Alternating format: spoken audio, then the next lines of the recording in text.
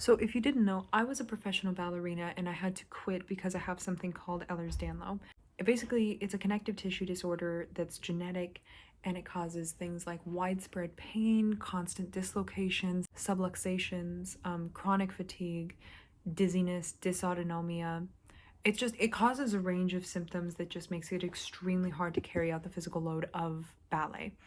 And I had to quit not knowing what was going on medically, and I received my official Ehlers-Danlos diagnosis about a year later. There was a very specific moment the other day that I wanted to share. I am on a substitute teacher list for a local ballet academy here, and I got called in to teach my first class.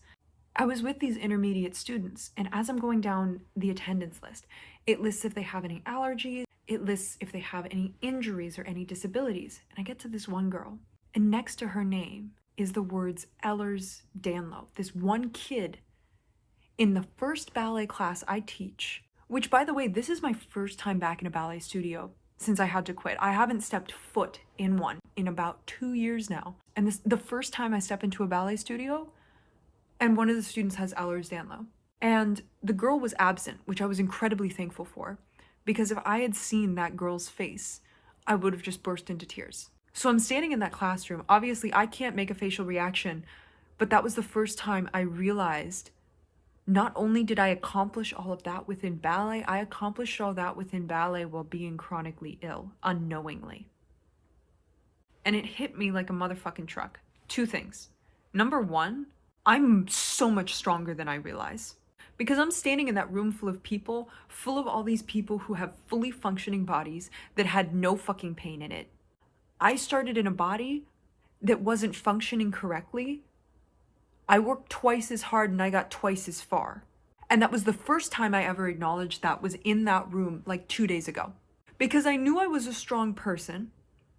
Because I started in a studio in Alaska, some casual little studio, and I was able to make it to getting an audition at the Mariinsky in only 6 years of ballet. That's incredible on its own. But it was the first time I ever realized I did that while chronically ill. I did that while in extreme pain.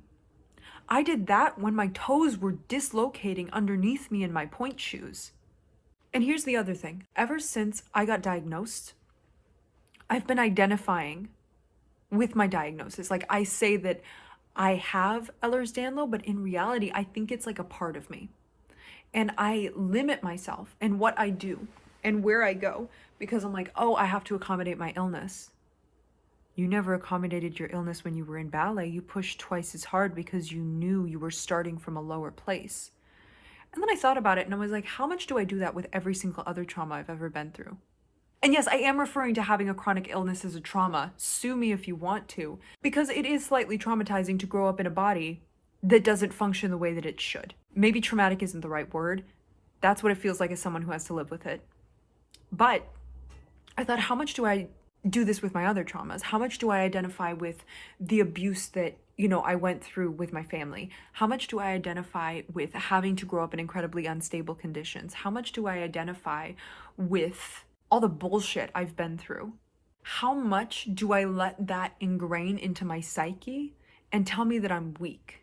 But as I stood there, and for the first time, I acknowledged that having a chronic illness is a strength, because it means I know how to push twice as hard as someone who started above me.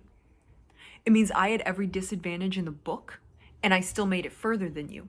It means the amount of determination I had to have was 4 times the girl next to me.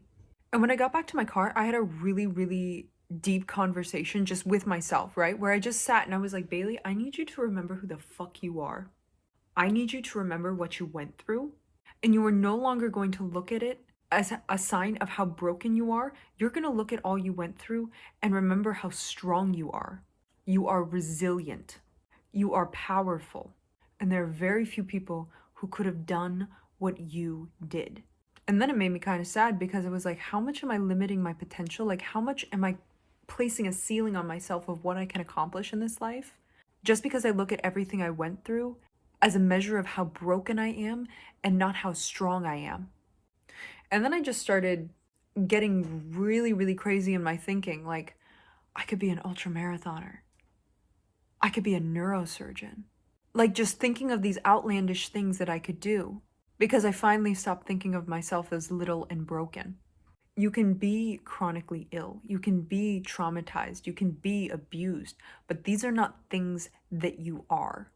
These are things that happened to you. You don't have to identify with them. You don't have to think, oh, I'm small, I'm tiny, I'm weak, because I am these things. I am a broken down, abused individual who cannot get back on their feet. Then why are you still fucking walking? Why are you still moving forward? Why do you still wake up every day and go to work and get your shit together? There's very few people who could have gone through what you went through, and you're one of them. The only reason you think of yourself as small and having no potential is because you identify with the pain that you went through.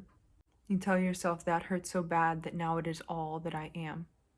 The pain kicked you down. Don't let it keep you there. Rise above it. You are more than what you went through. You are resilient in the face of it. You are courageous for having come out the other side. And you are so much more than you think you are.